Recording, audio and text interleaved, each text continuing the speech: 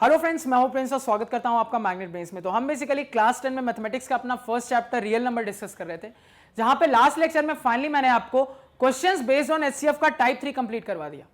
अब देखो, इस लेक्चर में हम क्वेश्चंस बेस्ड ऑन एचसीएफ के टाइप 4 पे चले जाएंगे, लेकिन उसके डिस्कशन को स्टार्ट करने से पहले कुछ इंपॉर्टेंट पॉइंट्स को पहले क्लियर कर लेते हैं। सबसे पहला इंपॉर्टेंट पॉइंट कि जब मैं आपको टाइप 3 बता रहा था तो मैंने वहां पे आपको क्लियर कट कहा था कि टाइप 3 वाले सवालों को बनाने के 2 मेथड होंगे, और हमने उसमें से एक मेथड को चुना जो कि हमारा सिंपल और छोटा मेथड था। और मैंने आपको कहा कि चूंकि एग्जाम में ये सवाल कभी भी 2 नंबर से ज्यादा में पूछा नहीं जाएगा, तो आप इसी मेथड को अडॉप्ट करना। और मैंने आपको मेथड 2 नहीं बताया था, लेकिन वहां पे मैंने आपको एक और बात कही थी कि जैसे ही मैं आपको टाइप 4 बताना स्टार्ट करूंगा तो वो मेथड 2 आपको अपने आप क्लियर हो जाएगा कि किस तरीके से बनता है, और क्यों सर कह रहे थे कि इस मेथड से हम अपने टाइप 3 के सवाल को नहीं बनाएंगे, क्योंकि वो अननेसेसरली लेंदी और कॉम्प्लिकेटेड होने लगेगा। ये समझ में आया? मतलब सर यहां से एक चीज तो क्लियर होती है कि टाइप 4 का जो एचसीएफ बेस्ड प्रॉब्लम का सवाल होता है, ये स्टूडेंट से सबसे ज्यादा अटकता है। क्यों? क्योंकि ये लेंदी और कॉम्प्लिकेटेड जाता है, मतलब थोड़ा सा ज्यादा स्टेप इसमें यूज करना पड़ता है, क्योंकि इसमें दिमाग लगाना पड़ता है, दिमाग चलाना पड़ता है, चीजों को एनालाइज करके बनाना पड़ता है, और इसी वजह से ये एग्जामिनर का फेवरेट हो जाता है। यानी कि इससे मुझे ये समझ में आता है सर कि कभी भी अगर मेरे बोर्ड के पेपर में रियल नंबर से सवाल आता है और रियल नंबर में एचसीएफ के पार्ट से सवाल आता है, तो बहुत हाई प्रोबेबिलिटी, बहुत हाई चांसेस बनते हैं कि वो सवाल टाइप 4 का हो। मतलब अभी तक जितने टाइप पढ़ लिए उसमें ये वाला टाइप सबसे ज्यादा इंपॉर्टेंट होने वाला है एग्जाम पॉइंट ऑफ व्यू से। क्लियर हो गया? क्यों इंपॉर्टेंट है? क्योंकि सर सवाल के अंदर मुझे अपने पुराने पढ़े हुए मल्टीपल कंसेप्ट्स, एक से ज्यादा कंसेप्ट को इस्तेमाल करना पड़ता है, तब जाके सवाल सॉल्व होता है, और वो चीज वहीं पे खत्म नहीं होती। उसके बाद हमें बहुत ही ट्रिकी कैलकुलेशन को भी हैंडल करना पड़ता है। बात समझ में आई? तो यहां से इतना तो क्लियर हो गया सर, टाइप 4 बहुत ज्यादा इंपॉर्टेंट और इंटरेस्टिंग है।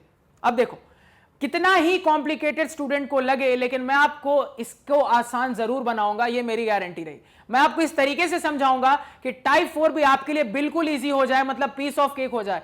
आप सवाल देखो और खट से सवाल को बना दो। क्लियर हुआ? अब देखो, तो सवाल के सॉल्यूशन पे और सवाल के कंसेप्ट को समझने से पहले यहां पे सवाल की बारीकियां समझ लेते हैं कि कैसे जज करेंगे कि टाइप 4 का सवाल है। तो इसके लिए ध्यान से हर एक बात को सुनना, एक बार में क्लियर हो जाएगा।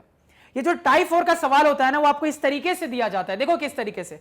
वो आपको कह देगा कि मान लो आपके पास 2 नंबर है ए और बी, ठीक है। अब आपको वो कहेगा कि आप इस 2 नंबर ए और बी का एचसीएफ निकालो। क्या करो? इस 2 नंबर ए और बी का एचसीएफ निकालो, और ये एचसीएफ इस तरीके से निकालो, और आप अपना आंसर यानी कि एचसीएफ इस तरीके से निकालो कि ए और बी इस आंसर के अंदर मुझे दिखने लगे। देखो, बहुत इंपॉर्टेंट बात मैंने कह दी। मैंने आपको कहा कि आप अपने ये दोनों नंबर ए और बी का एचसीएफ इस तरीके से निकालो कि ये दोनों नंबर ए और बी मुझे अपने आंसर में दिखने लगे, मुझे उसकी झलक अपने आंसर में मिल जाए। इसका क्या मतलब है? इसका मतलब ये है सर कि आप अपना एचसीएफ इस तरीके से निकालो कि वो जो आंसर आए वो ए इंटू समथिंग प्लस साइन या माइनस साइन, उसके बाद b इंटू समथिंग के फॉर्म का हो। यानी कि मुझे क्लियरली दिख रहा है कि मेरा जो आंसर बने वो a into something plus minus sign के साथ b इंटू समथिंग का फॉर्म है, और यहां पे a और b है क्या? वही ओरिजिनल नंबर है जिसका मैं एचसीएफ निकाल रहा था। यानी जो बार बार मैं बात कह रहा हूं कि अपने एचसीएफ को इस तरीके से लिखो कि a और b उसमें मुझे दिखने लगे, वो फॉर्मेट यहां पे हमें समझना है कि कैसे लिखेंगे, यानी किस तरीके से अपने एचसीएफ को निकालें कि मेरे ओरिजिनल नंबर की झलक मुझे उसमें मिलने लगे। इस चीज को आप प्रीवियस क्लास में जो मैंने आपको सवाल बताया था ना, उससे कंपेयर करके समझ सकते हो। अब समझो मेरी बात को प्रीवियस क्लास में बताए हुए एग्जांपल से। बहुत ही इंपॉर्टेंट एग्जांपल हमने एक बनाया था लास्ट लेक्चर में। अब देखो सवाल क्या था, ये वाला था। अब इस लेक्चर में देखो क्या हुआ। सवाल ने आपको कहा था कि आप 2 नंबर का एचसीएफ निकाल रहे हो और उसको इस फॉर्मेट में एक्सप्रेस कर सकते हो। तो मैंने आपको क्लियर बताया कि इस फॉर्मेट में एक्सप्रेस करने का मतलब ही ये होता है कि ये 2 नंबर का एचसीएफ इस तरीके से भी लिखा जा सकता है। अब ध्यान से मेरी बात को देखो। इस सवाल को जब हमने सॉल्व किया था, अपनी कॉपी को चेक करो, m की वैल्यू कितनी आ रही थी? 2 आ रही थी। यानी कि देखो सवाल क्या कह रहा है। सवाल कह रहा है कि ये जो 2 नंबर है, यानी कि मेरा 65 और दूसरा नंबर 117, इसका सर जब हम एचसीएफ निकाल रहे हैं ना, तो इस एचसीएफ को देखो हम कैसे एक्सप्रेस कर सकते हैं। इसको हम 65 इंटू m की वैल्यू हमने निकाली है 2, और उसके बाद माइनस 117। तो क्या दिख रहा है? सवाल है कि इन 2 नंबर का एचसीएफ निकालना है, लेकिन आपने जो अपना एचसीएफ निकाला, देखो वो कैसे एक्सप्रेस किया है। आपने अपने एचसीएफ को इस तरीके से एक्सप्रेस किया है कि 65 और 117 मेरे आंसर के अंदर मुझे दिख रहे हैं, उनकी झलक मुझे यहां पे मिल रही है। मतलब अपने HCF को मैंने इस तरीके से लिखा कि मेरे ओरिजिनल नंबर इसके अंदर मुझे बहुत ही क्लियरली विजिबल है। यही हुआ था लास्ट सवालों में, यह आपको समझ में आया? बस यही आपको करना सीखना है कि टाइप 4 के सवाल का रियल फंडा यही होता है। HCF निकालना बहुत इजी पार्ट होता है। फंडा कहां आता है कि अपने HCF को इस तरीके से एक्सप्रेस करना कि ओरिजिनल नंबर जिसका HCF निकाल रहे थे वो मुझे अपने आंसर के अंदर दिखने लगे, जैसे यहां दिख रहे हैं। क्योंकि सवाल ने कहा था ये इस फॉर्मेट में एक्सप्रेस किया जा सकता है, तो क्या दिख रहा है? इसी 2 नंबर का जो HCF है इसको मैं इस तरीके से भी लिख सकता हूं, और ये इस तरीके का जो लिखने का तरीका है उसमें मुझे ये ऑब्जर्व हो रहा है कि मेरे ओरिजिनल नंबर क्लियरली इसमें मुझे विजिबल है, यानी मेरे नंबर 65 117 थे जो मेरे आंसर में क्लियरली दिख रहा है। यही आपको निकालना सीखना है, और यही टाइप 4 के सवाल को समझने का क्या है? फॉर्मेट है। यानी टाइप 4 का सवाल कैसे जज करना है अब वो आपको बहुत अच्छे से क्लियर हो गया होगा कि कोई भी टाइप 4 का सवाल आएगा तो वो आपको किस तरीके से पूछेगा। वो सिंपल कुछ नहीं करेगा, आपको 2 नंबर देगा। हमेशा याद रखना 2 से ज्यादा नंबर नहीं दे सकता टाइप 4 के लिए। आपको 2 नंबर देगा और कहेगा कि इनका HCF आप इसी 2 नंबर के टर्म्स में एक्सप्रेस करके दिखाओ। अब सवाल पढ़ो तो सवाल क्लियर हो जाएगा। सवाल कह रहा है find the HCF of 81 and 237। ये तो इजी पार्ट था। अब देखो आगे क्या कह रहा है, and express it in the form of 81x plus 237y where x and y are integers, also find the values of x and y। अब देखो सवाल ने वही बात कह दी जो मैं बार बार रिपीट कर रहा हूं कि सवाल कह रहा है कि सबसे पहले तो आप सर इन दोनों नंबर का HCF निकालो। उसके बाद सवाल कह रहा है कि आप अपने HCF को इस फॉर्मेट में एक्सप्रेस करके दिखाओ। अब देखो इस फॉर्मेट की क्या खासियत है? फॉर्मेट की खासियत यह है कि सर ये जो मेरा HCF एक्सप्रेस होगा ना उसमें मुझे अपने ओरिजिनल नंबर्स की झलक दिख रही है। इसमें मुझे 81 भी दिख रहा है, इसमें मुझे 237 भी दिख रहा है। यानी अगेन सर ये 81 into something, 81 into something plus 237 into something का फॉर्म है, और यहां पे समथिंग x और y है, और इसी को तो मुझे कैलकुलेट करना है। यानी यही वाला सेक्शन इसको क्या बना देता है? टाइप 4 का बना देता है। अब स्टेप बाय स्टेप सुनते जाना कि किस तरीके से टाइप 4 को सॉल्व करना है और हैंडल करना है। तो ध्यान से यहां पे आप कंसेप्ट को देखो। अब याद करो कि मैंने आपको नॉर्मली कहा था कि कभी भी हम HCF निकालते हैं तो मैंने एक बहुत इंपॉर्टेंट बात आपको बताई थी कि सर HCF निकालने के लिए कभी भी हम HCF कैलकुलेट करते हैं तो यूक्लिड डिवीजन एल्गोरिथम से HCF निकालने के लिए मुझे सक्सेसिव डिवीजन करना पड़ता है। कई बार डिवीजन करना पड़ सकता है, इतने बार कि जब तक रिमाइंडर 0 ना हो जाए उतनी बार हमें डिवीजन करना पड़ेगा। और हमने यूक्लिड डिवीजन लेमा में सीखा था कि हर एक डिवीजन के लिए हम dividend is equal to divisor into quotient plus remainder का फॉर्मेट लिख सकते हैं। तो एग्जांपल के लिए मान लो एक HCF को निकालने के लिए 3 बार डिवीजन करना पड़ा, मतलब हर एक डिवीजन के लिए अगर मैं एक एक बार dividend is equal to divisor into quotient plus remainder का फॉर्म लिख सकता हूं, तो मतलब ऐसे ऐसे a is equal to BQ plus R वाले 3 फॉर्म में टोटल लिख सकता हूं। क्यों? क्योंकि HCF निकालने के लिए मुझे 3 बार डिवीजन करने की जरूरत पड़ी। अब यहां पे यही वाला बहुत इंपॉर्टेंट फंडा और कंसेप्ट आपको ध्यान में रखना है कि आप कभी भी यहां पे जो HCF निकालोगे उसमें आपको साइड बाय साइड क्या करना पड़ेगा?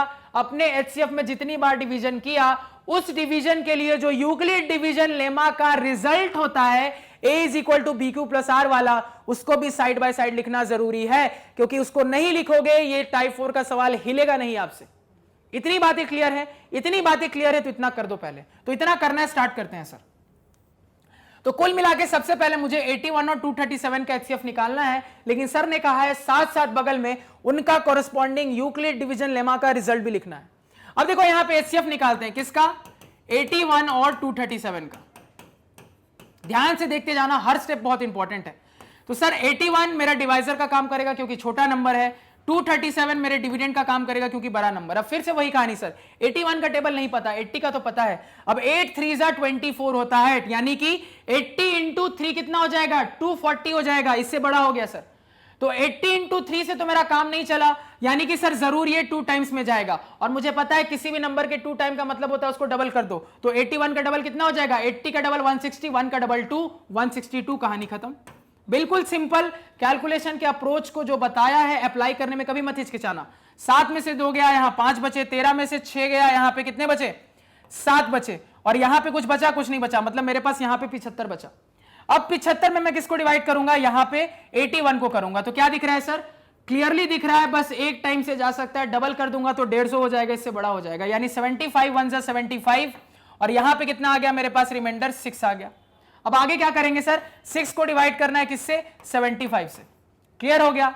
बहुत ही आसान है सर, डिवीजन करना है, कैसे करेंगे? 6 1 जा 6, रिमाइंडर 1, यहां पे आ गया 15, उसके बाद 6 2 जा 12 हो जाएगा, यानी कि सर रिमाइंडर 3 आ रहा है, यानी 6 से डिवाइड किया, रिमाइंडर 3 आ रहा है सर।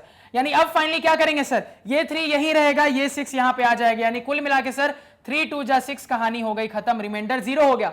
और जैसे ही हमारा रिमाइंडर 0 होता है मतलब सर हमारा काम कंप्लीट हो गया। यानी यहां से क्लियर है सर कि चूंकि मेरा रिमाइंडर 0 आ रहा है मतलब यही 3 मेरा क्या है, HCF है, यानी कि सर ये दो नंबर का HCF कितना आ रहा है, 3। लेकिन आंसर सिर्फ 3 नहीं बताना, इस 3 को इस तरीके से लिखना है कि आपको इसको 81 इंटू समथिंग और 237 इंटू समथिंग के फॉर्म में कन्वर्ट करना है। अब वो सीखते हैं यहां पे। तो उसके लिए मैंने क्या कहा आपको कि देखो ये HCF निकालने के लिए कितनी बार तुमको सक्सेसिव डिवीजन करना पड़ा, कितनी बार डिवीजन का इस्तेमाल करना पड़ा? तो सर 1 बार, 2 बार, 3 बार, 4 बार। तो 4 बार डिवीजन करना पड़ा, मतलब हर डिवीजन के लिए यूक्लिड डिवीजन लेमा का हम रिजल्ट लिख सकते हैं। तो हर डिवीजन के लिए एक एक बार आप क्या करो, यूक्लिड डिवीजन लेमा का रिजल्ट लिखो। सबसे पहला डिवीजन यहां पे खत्म हो गया, 75 रिमाइंडर आया, तो उसके हिसाब से हम यूक्लिड डिवीजन लेमा का रिजल्ट जो कि होता है a is equal to B Q plus R, जो कि होता है dividend is equal to divisor into quotient plus remainder का फॉर्म, उसको लिखने की कोशिश करते हैं। तो लिखना स्टार्ट करते हैं। सबसे पहले पहले डिवीजन के लिए क्या लिखेंगे sir, dividend is equal to divisor into quotient, यानी कि 81 इंटू 2 प्लस रिमाइंडर, रिमाइंडर कितना आया 75। तो सर पहले डिवीजन के लिए रिजल्ट लिख लिया, कोई दिक्कत नहीं। अब दूसरे डिवीजन के लिए रिजल्ट देखो, ये रहा मेरा दूसरा डिवीजन, इसके लिए रिजल्ट देखो तो sir dividend is equal to, dividend कितना 81, dividend is equal to divisor into quotient, यानी कि 75 इंटू 1 प्लस रिमाइंडर, रिमाइंडर क्या है मेरा 6 है। दूसरे डिवीजन के लिए भी लिख लिया। यही कहानी सर तीसरे डिवीजन के लिए भी करेंगे। तीसरे डिवीजन ये रहा मेरे सामने, क्या दिख रहा है सर, डिविडेंड का काम कर रहा है 75, तो 75 is equal to 6 into 12 plus आपका कितना आ रहा है 3 आ रहा है। क्लियर हो गया? तो ये जो तीसरा डिवीजन है इसके लिए भी लिख लिया। और फाइनली लास्ट वाला ये चौथा डिवीजन, ये क्या है सर, तो 6 is equal to 3 into 2 plus 0, क्योंकि यहां तो फाइनली रिमाइंडर 0 हो रहा है। यानी सर आपने जो कहा था एटलीस्ट उतना कर लिया कि अपने HCF को हमने यूक्लिड डिवीजन एल्गोरिथम की मदद से निकाला। और चूंकि HCF निकालने में मुझे कई बार डिवीजन करने का इस्तेमाल करना पड़ रहा है, हर एक डिवीजन के लिए मैं यूक्लिड डिवीजन लेमा का ये वाला a is equal to B Q plus R वाला रिजल्ट लिख सकता हूं, जो मैंने लिख के रख लिया। अब देखो कैसे इसका इस्तेमाल करके अपने HCF को मैं एक्सप्रेस करूंगा, अब वो यहां से थोड़ा इंपॉर्टेंट हो जाता है, अब उस पर ध्यान रखना। यानी 3 नंबर का सवाल है, तो मान लो आपको 1 से 1.5 नंबर यहां तक मिल गए। अब जो बचे हुए 1 से 1.5 नंबर है, वो देखो वो कहां मिलेंगे। अब उसके लिए ध्यान से मेरी हर एक बात सुनते जाना। अब आपको ये अपनी कॉपी पे एक अलग कलम से या पेंसिल से क्या कर लो, मार्क कर लेना, क्या, एक इस तरीके का एरो जो ऊपर की तरफ जा रहा हो, नीचे से ऊपर की तरफ।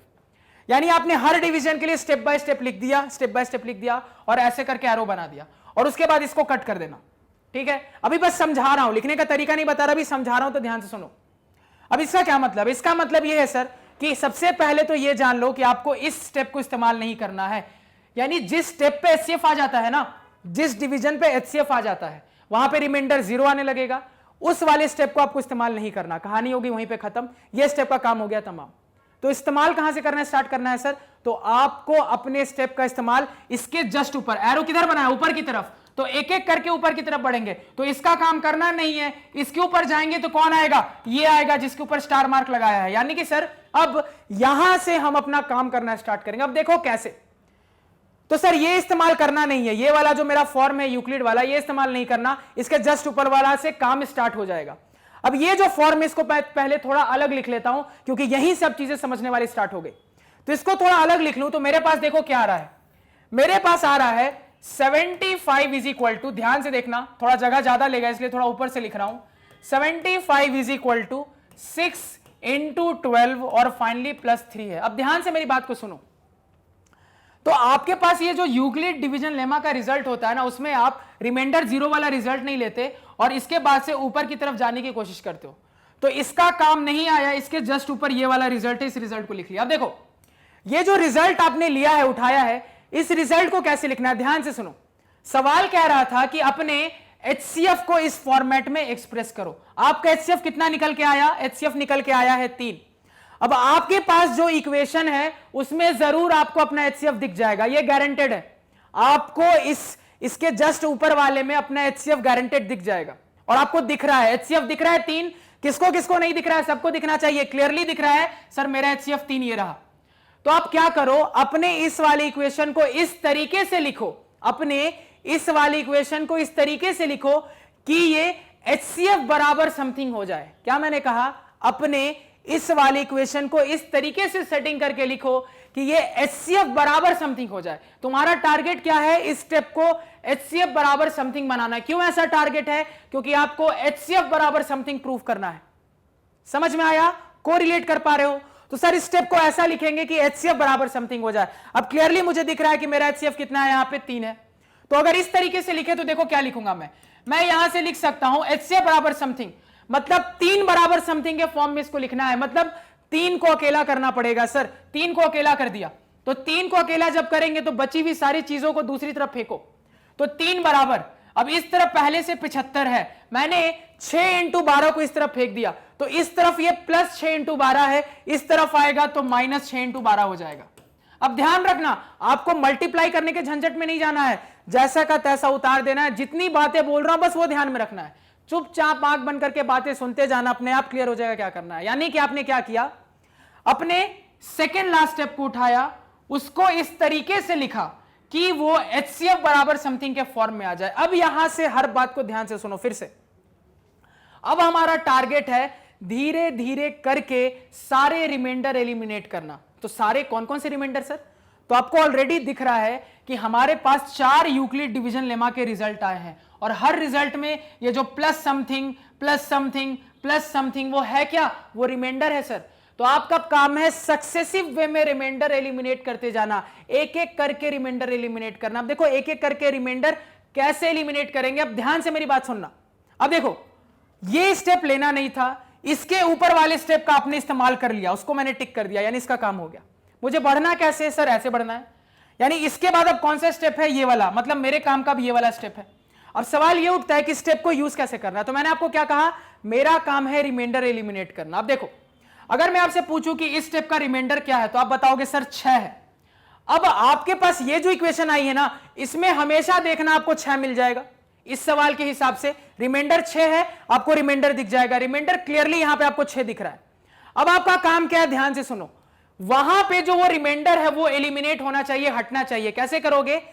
तो ये जो 6 है ना, यहां से आप 6 बराबर समथिंग का फॉर्म लिख सकते हो। देखो मैंने क्या कह दिया, आपका काम है रिमाइंडर धीरे धीरे करके एलिमिनेट करना। इस स्टेप तक का काम मेरा हो गया है, इसके जस्ट ऊपर जाएंगे ये वाला स्टेप है। अब यहां से मेरा काम है अपने रिमाइंडर को एलिमिनेट करना। क्लियरली स्टेप में रिमाइंडर 6 दिख रहा है, तो मेरा काम है मेरी जो इक्वेशन आई है उस इक्वेशन में से 6 को गायब करना। अब 6 को गायब कैसे करेंगे? तो 6 को गायब करने का तरीका है, या फिर उसको हेल्प कौन करेगा मेरे लिए? तो गायब करने में मेरी हेल्प ये वाले स्टेप ही करने वाला है। कैसे करेगा सर?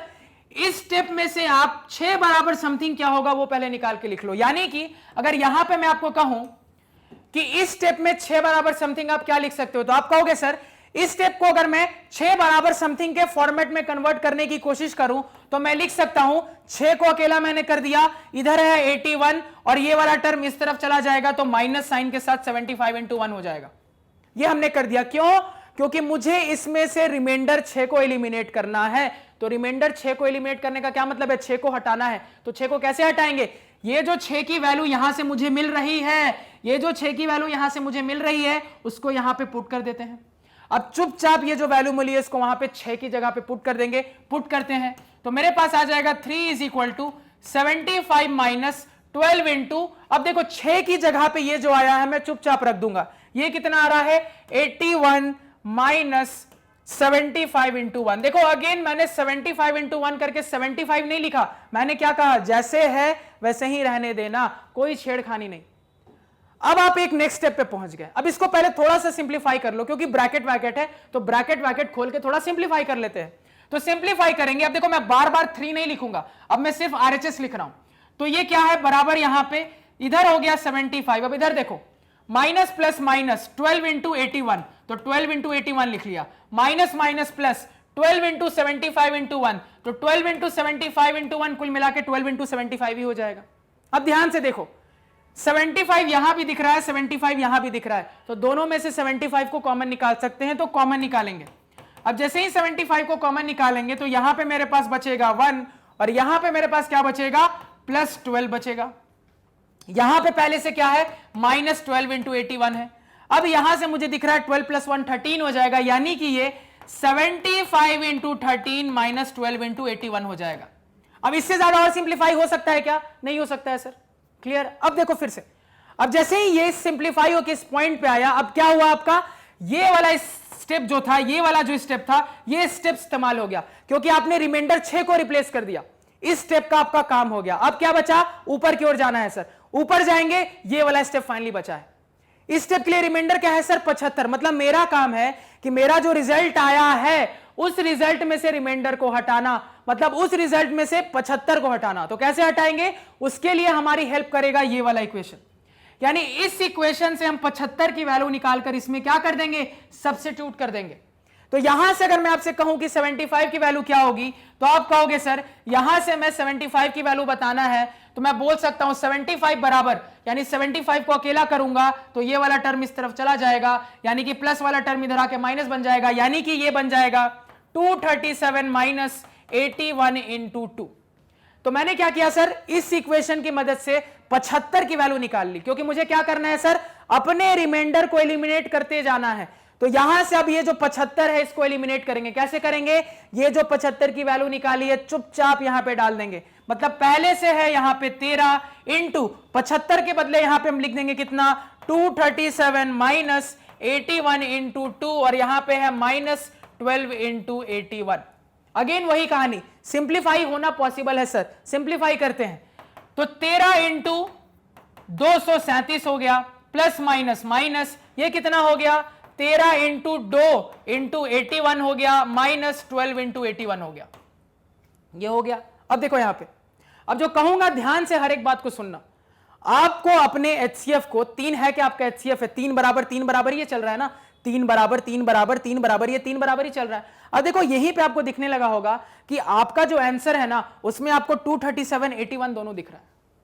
81 237 दिखना चाहिए था, दोनों ऑब्जर्व हो रहा है, लेकिन ये और थोड़ा सिंप्लीफाई हो सकता है। तो देखो इतना स्टेप आने के बाद आपको ये क्लियर है कि आपको कोई भी छेड़खानी करनी है, लेकिन ऐसे करनी है कि 237 और 81 चेंज नहीं होना चाहिए। तो देखो मैं क्या करता हूं, क्लियरली देख रहा हूं कि 81 के साथ 13 इंटू 2 है, तो 13 इंटू 2 को मल्टीप्लाई कर देता हूं। इससे 81 तो डिस्टर्ब नहीं हुआ ना, 81 तो जैसे का था वैसे ही रहा, कोई दिक्कत नहीं है। करते हैं यहां पे, तो सर 13 इंटू 2 37 ही रहने दिया, माइनस 13 इंटू 2 को मैंने क्या बना दिया, 26 इंटू 81 बन गया ये, और पहले से -12 इंटू 81 है। अब ध्यान दो, क्लियरली दिख रहा है दोनों ही टर्म में 81 कॉमन है, तो कॉमन निकाल लेते हैं।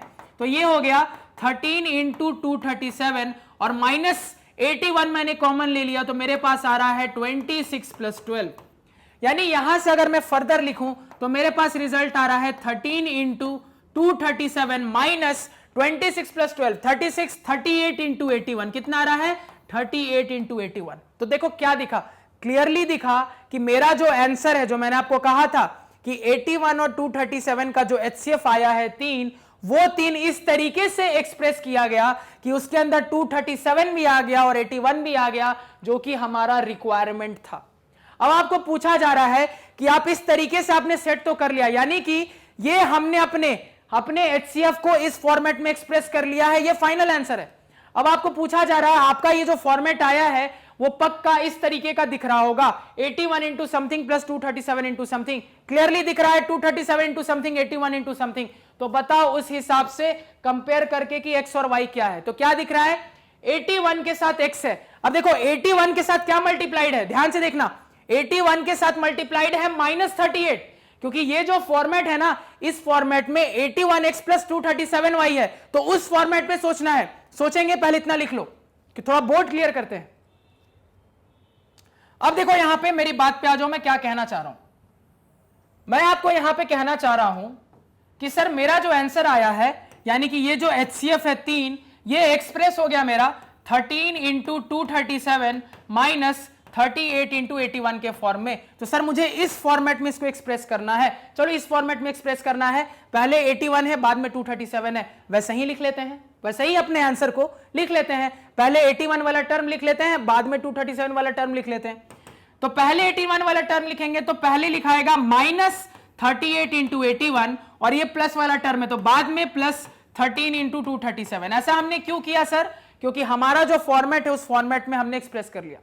यानी मुझे इसको इस फॉर्मेट में 81x प्लस 237y के फॉर्मेट में एक्सप्रेस करना था। अब इन दोनों को कंपेयर करो और कंपेयर करके बताओ x और y आपको क्या दिख रहा है। तो क्लियर कहोगे सर मुझे यहां से पता लग रहा है कि मेरे x की वैल्यू क्या है, -38 है, 38 नहीं है, -38 है। ध्यान से देखो तो x की वैल्यू यहां से क्लियरली मुझे दिख रहा है सर -38 है, और मेरे y की वैल्यू क्या दिख रही है, तो क्लियरली मुझे सर अपने y की वैल्यू 13 दिख रही है। तो आपने x भी निकाल लिया, y भी कैलकुलेट कर लिया। देखो मुझे पता है कि थोड़ा सा कॉम्प्लिकेटेड लग रहा है आपको, लेकिन आप पहली बार पढ़ रहे हो इसलिए लग रहा है। मेरी बात मानो, ध्यान से लेक्चर को देखोगे ना तो बिल्कुल स्टेप बाय स्टेप प्रोसीजर है। गिनती पे उंगलियों पे 3-4 स्टेप है, फॉलो कर लोगे अपने आप आंसर आ जाएगा। कोई कैलकुलेशन का दिमाग नहीं लगाना है, कुछ एक्स्ट्रा नहीं करना, बस बताई हुई बात को आपको अप्लाई करते जाना है। तो आपकी सहूलियत के लिए एक बार और आपको रिवाइज करवा देता हूं, और साथ साथ अभी आगे और भी इस टाइप 4 पे बेस्ड हम प्रॉब्लम देखेंगे, तो वहां बनाते बनाते आपको ऑटोमेटिकली नेक्स्ट सवाल में तो पक्के से क्लियर हो जाएगा। अब देखो किया क्या हमने, जब हमने सवाल को पढ़ा तो सर ये जो टाइप 4 का सवाल होता है ना, वो इस तरीके से दिया जाता है कि मुझे हमेशा 2 नंबर दे दिए जाते हैं, 2 से ज्यादा नहीं, 2 से कम नहीं, 2 नंबर एग्जैक्टली दिए जाते हैं, और उनके एचसीएफ को उन्हीं 2 नंबर के टर्म में एक्सप्रेस करने को कहा जाता है। क्या मैंने कह दिया, उन 2 नंबर के एचसीएफ को उन्हीं 2 नंबर के टर्म्स में एक्सप्रेस करने के लिए कह दिया जाता है। तो हम क्या करते हैं सर, उसको एक्सप्रेस करने के लिए क्या क्या स्टेप होता है हमारा, सर कुछ नहीं करना है, हमने यूक्लिड डिवीजन एल्गोरिथम या फिर स्टेप डिवीजन मेथड पढ़ा है, उसकी मदद से सबसे पहले तो हम क्या करते हैं, अपने 2 नंबर का एचसीएफ निकालते हैं प्रॉपरली। अब मुझे यह भी पता है सर कि एचसीएफ निकालने के लिए इस मेथड से मुझे सक्सेसिव डिवीजन करना पड़ता है, कई बार डिवीजन करना पड़ता है। और मैंने सर ये यूक्लिड डिवीजन लेमा में सीखा था कि हर एक डिवीजन के लिए हम a is equal to B Q plus R, यानी कि dividend is equal to divisor into quotient plus remainder का फॉर्म लिख सकते हैं। तो वही हम करेंगे।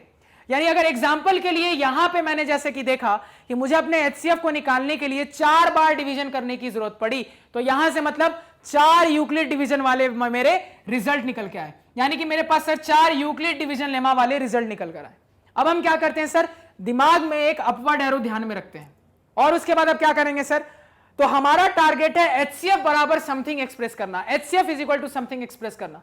तो कैसे स्टार्ट करते हैं सर, हमारा ये जो यूक्लिड डिवीजन लेमा का रिजल्ट आया है ना, उसमें जो सबसे आखिरी वाला होता है जहां पे रिमाइंडर 0 होता है, रिमाइंडर 0 का क्या मतलब है, रिमाइंडर कुछ नहीं है, वो हमारे लिए बिल्कुल बेकार है, वो उसका कोई यूज नहीं है हमारे लिए। तो उसको अपने दिमाग में ही क्रॉस कर लेंगे, दिमाग में ही क्रॉस कर लेंगे कि इस स्टेप का कोई यूज नहीं है। अब सर ने मुझे अपवर्ड एरो बनवाई थी, तो मुझे यह ध्यान में है कि एक एक करके ऊपर की ओर बढ़ता जाना है। अब हम क्या करते हैं, ये स्टेप काम में नहीं आया, इसके जस्ट ऊपर है ये वाला स्टेप, तो इस वाले स्टेप को हम इस तरीके से लिखते हैं, हम अपने इस वाले स्टेप को इस तरीके से लिखते हैं कि वो एचसीएफ बराबर समथिंग के फॉर्म में आ जाए। क्या करते हैं कि वो एचसीएफ बराबर समथिंग के फॉर्म में आ जाए, और हम एचसीएफ ऑलरेडी निकाल चुके हैं तो हमें दिक्कत भी नहीं है, हमें एचसीएफ पता है कौन सा नंबर है, और आपको वो नंबर अपने इस फॉर्मेट में दिख जाएगा, आपको उसको रीअरेंज करके एचसीएफ बराबर समथिंग का फॉर्म लिख देना है, चुपचाप कहानी होगी खत्म। अब देखो इतना पक्का है सर, ये जो पहला फॉर्म आया इससे ज्यादा सिंप्लीफाई नहीं हो सकता है, तो ये स्टेप का काम हो गया।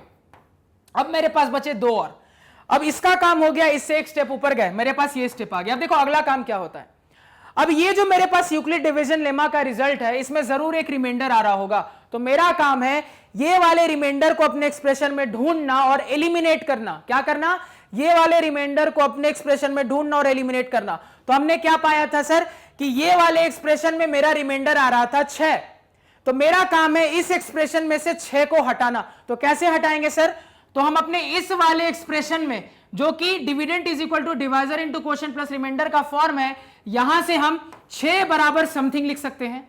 तो 6 बराबर समथिंग लिखने से यह फायदा हुआ कि यहां पे जो मेरा रिमाइंडर 6 आ रहा है जिसको मुझे हटाना है, वहां पे हम 6 के बदले ये वाला एक्सप्रेशन लिख सकते हैं, और ये वाला एक्सप्रेशन चुपचाप डाल देंगे। ये डालने के बाद अब देखो क्या होता है, मुझे ऑब्जर्व होता है कि चीजें सिंप्लीफाइड नहीं है, तो हम सिंप्लीफाई करेंगे। कैसे सिंप्लीफाई करेंगे, तो ब्रैकेट खोल देते हैं हम। हमारा टारगेट क्या, देखो क्या ध्यान में रखना है तुमको, जितने ब्रैकेट दिखे ना उसको खोलते चलना है। बस ध्यान में क्या रखोगे, किसी भी चीज को फाइनली मल्टीप्लाई मत करना, तुम जिस फॉर्म में उसी फॉर्म में लेते हुए चलना, मल्टीप्लाई करके आंसर कभी मत लिखना। आपका टारगेट होना चाहिए सिंप्लीफाई करने का, यहां मतलब है ब्रैकेट को ओपन करते जाना, ब्रैकेट को ओपन करते जाना। तो हमने तुरंत, मेरे पास ये एक ब्रैकेट का फॉर्मेट बना, इसको सिंप्लीफाई करने के लिए ब्रैकेट को खोला तो क्या दिख रहा है सर, ये टर्म तो जैसा का तैसा नीचे आ गया, ये टर्म हो गया 12 इंटू 81 माइनस साइन के साथ, माइनस माइनस प्लस साइन के साथ 12 इंटू 75 इंटू 1, जो कुल मिला के 12 इंटू 75 ही है।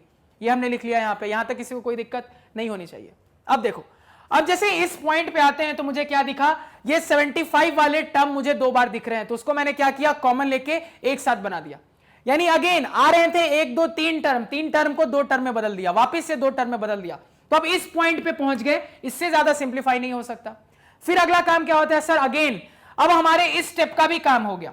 अब मेरे पास बचा इसके ऊपर जाना है, ये वाला स्टेप, अगेन इसका भी कुछ रिमाइंडर होगा, और यही जो यहां पे रिमाइंडर है मुझे जरूर यहां पे दिख रहा होगा। तो मेरा काम क्या है, इस रिमाइंडर को हटाना। कैसे हटाएंगे सर, ये जो मेरे पास एक्सप्रेशन आ रहा है उसमें से वो रिमाइंडर की वैल्यू हम कैलकुलेट कर लेंगे। यानी कि यहां से मुझे समझ में आ रहा था सर कि मेरा जो रिमाइंडर रिप्लेस करना है वो 75 आ रहा है, तो मैं क्या करूंगा, यहां से 75 बराबर क्या हो रहा है उसको निकाल लूं मैं, और उसको क्या करूंगा मैं यहां पे 75 की जगह पे पुट कर दूंगा, क्योंकि मुझे अपने रिमाइंडर को एलिमिनेट करते हुए चलना है। अब मैंने अपने 75 की जगह पे वो जो एक्सप्रेशन उसको पुट कर दिया, अगेन ब्रैकेट के साथ चीजें आने लगी, अगेन मल्टीप्लाई करके लिखा, तो फिर से मल्टीप्लाई करके देखा तो 3 टर्म आने लगे। तो क्या करना है, 3 टर्म को 2 टर्म में बदलना है। कैसे बदलेंगे, क्लियरली ऑब्जर्व हो रहा है कि 81 वाले 2 टर्म है, तो दोनों को एक साथ कॉमन लेके कंबाइन किया, वापिस से 2 टर्म में बदल गया, और ये जो मेरा फाइनल आंसर आता है हमें पता भी नहीं चला, वो ऑटोमेटिकली इस फॉर्मेट में सेट हो गया। यानी 81 into something plus 277 into something, या फिर कह लो माइनस 277 इंटू समथिंग। अब आपका काम क्या था, इस फॉर्मेट में एक्सप्रेस करने के बाद क्या करना है आपको, वहां से x और y की वैल्यू कैलकुलेट करनी है, जो इजीली यहां से देखकर डिटरमाइन हो रही है क्या है। तो बिल्कुल देखो बेसिक स्टेप है, दिमाग में अगर हर चीज को थोड़ा फास्ट फॉरवर्ड मोड में बोलूं, HCF निकालेंगे, HCF निकालते हुए जितने डिवीजन आए, हर डिवीजन के लिए यूक्लिड डिवीजन लेमा का एक रिजल्ट आएगा, रिजल्ट को लाइन बाय लाइन लिख लिया और दिमाग में एक अपवर्ड एरो रखा। उसके बाद हमारा काम क्या है कि हमें अपने लास्ट वाले स्टेप को नहीं लेना है, यानी ऊपर की ओर बढ़ते जाना है, लास्ट वाला नहीं लिया, सेकंड लास्ट वाला लिया, सेकंड लास्ट वाले को इस तरीके से लिखना है कि HCF बराबर समथिंग का फॉर्म हो जाए। जैसे ही वो लिखा, अब अगला काम क्या है, इसका काम तो हो गया, अब फिर से ऊपर गए, तो अगला काम है मेरा सक्सेसिव करते हुए रिमाइंडर एलिमिनेट करते जाना। तो क्या क्या मैंने, इसका जो रिमाइंडर था उसको हटाना है, तो इस इक्वेशन से उस रिमाइंडर की वैल्यू निकाली, यहां पे पुट कर दी, चीजों को सिंप्लीफाई किया, 3 टर्म को वापस से 2 टर्म में बदला, जैसे ही 2 टर्म में बदल के आया फिर से वही कहानी, इस स्टेप का काम हो गया, बचा ऊपर वाला स्टेप, वहां से फिर से रिमाइंडर क्या आ रहा है वो देख लिया, अपने एक्सप्रेशन में रिमाइंडर को ढूंढा, उसको हटाने के लिए रिमाइंडर की वैल्यू यहां से यहां पे पुट करी, फिर से सॉल्व किया, सॉल्व करते हुए आगे गए, तो ऑटोमेटिकली हम बढ़ते बढ़ते बढ़ते बढ़ते इस तरीके से बढ़े कि मेरे ओरिजिनल नंबर मेरे अपने HCF के रिजल्ट में मुझे क्लियरली ऑब्जर्व हो रहे हैं। क्लियर है, मैं मान सकता हूं एक बार में समझ में ना आए, मैंने बहुत कोशिश की, लेकिन हो सकता है एक बार में क्लियर ना हो, कोई दिक्कत नहीं है। आपको क्या करना है, लेक्चर को एक बार और देखना है, इस लेक्चर को 2 बार आपको देखना ही देखना है। क्लियर है, 2 बार अच्छे से ध्यान से देख लोगे ना, लेक्चर क्रिस्टल क्लियर हो जाएगा। इसके बाद जैसे मैं आपको नेक्स्ट लेक्चर से करवाना इसमें सवाल स्टार्ट करूंगा ना, तो देखना आपको जिस तरीके से जो चीजें बताई जो आपके ध्यान में, वो आपको ऑटोमेटिकली दिखती हुई लगती हुई दिख जाएंगी। क्लियर है, तो आई होप जो भी अभी समझाया कंसेप्ट सवाल को बनाने का वो क्लियर है, उसमें कोई डाउट नहीं होगा। अगर वहां पे लग रहा है कोई भी डाउट है तो कोई इश्यू नहीं है, आप कमेंट सेक्शन में उसको जरूर बताना। तो आज के पढ़ाए हुए नोट्स आप हमारी ऑफिशियल वेबसाइट magnetbrains.com से डाउनलोड कर सकते हैं, जिसका लिंक वीडियो के डिस्क्रिप्शन में है। magnetbrains.com पे आपको क्लास 4 से लेकर 12 तक सारे सब्जेक्ट्स और कोर्सेज मिल जाते हैं, वो भी सिस्टमैटिक ऑर्डर में अरेंज्ड। Thank you.